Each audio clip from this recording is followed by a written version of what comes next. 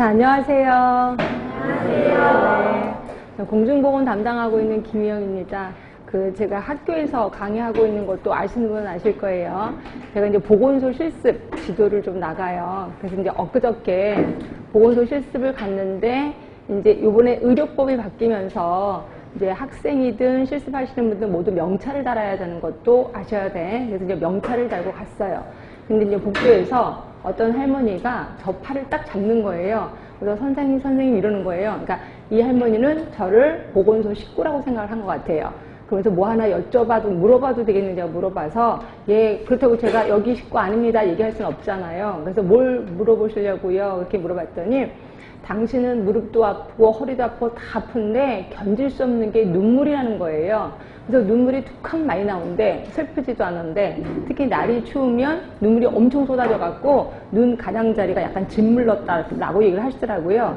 그래서 병원에 가도 별 뾰족한 수가 없다. 그래서 이걸 어떻게 하면 좋겠느냐고 얘기를 하더라고요. 자, 이랬을 때 대부분 사람들은 몰라요. 뭐 어떤 분은 또 이렇게도 얘기하더라고요. 늙어서 그렇죠. 뭐 또는 저 하늘에서 부르시나 보죠. 뭐 이렇게 얘기를 하시더라고요. 그래서 제가 알고 있는 상식대로, 자, 여러분도 알고 계셔야 돼. 이제 눈이라는 건, 자, 눈이 이렇게 있어요. 양쪽에 있고, 여기가 코가 있습니다. 자, 그 다음에 우리 눈물샘은 어디 있냐면 대부분 안쪽에 있다고 생각하는데, 그게 아니라 눈물샘은 이쪽에 있어요. 이쪽에. 그러니까 여기 뼈 안에 숨어져 있단 말이에요. 그래서 눈물은 항상 만들어지는 건 아실 거예요. 그래서 우리가 울고 싶든 안 울고 싶든 눈물은 항상 만들어져서 여기서 스탠바이 하고 기다리고 있어요. 그리고 우리가 눈을 깜빡이면 눈물이 쫙 퍼져서 여기에 있는 구멍, 여기 하수도예요. 하수도로 빠져 들어가서 코로 들어가거나 입으로 들어가는 거예요. 그래서 가끔 가다가 여러분 안약을 집어넣으면 좀 이따 입이 써지는 게 이런 거다라고 보시면 돼요. 근데 이제 나이가 들면 요게 살이 늘어지잖아요. 그래서 어떤 경우에 요게 이제 딱 거기 그 눈 안에 딱 접촉을 해서 눈물을 쭉 빨아들여야 되는데 이게 늘어져서 바깥으로 틱 나와. 그러면 이게 빨아들이지 못해서 눈물이 바깥으로 나오기도 하고요. 그 다음에 어떤 경우가 요게 이제 눈물 그 하수도가 이게 우리가 막 더러운 손으로 비비거나 이러면 먼지가 쌓인단 말이에요. 그럼 평상시 좁아졌다가 바깥에 나가면 추워지면 이게 쫙 오그라들면서 눈물이 바깥으로 흐르는 거죠.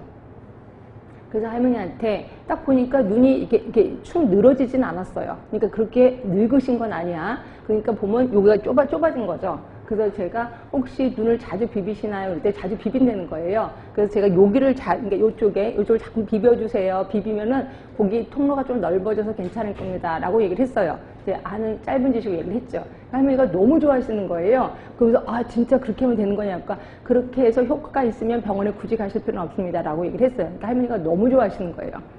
제가 이 얘기를 드리는 이유는 제가 지식이 많다고 자랑하는 게 결코 아니고, 자, 여러분들이 나중에 보건소에 가서 근무를 하시다 보면 많은 할머니, 할아버지들이 보건소에 계시는 분들은 모든 것을 다 알고 있다라고 생각을 하세요.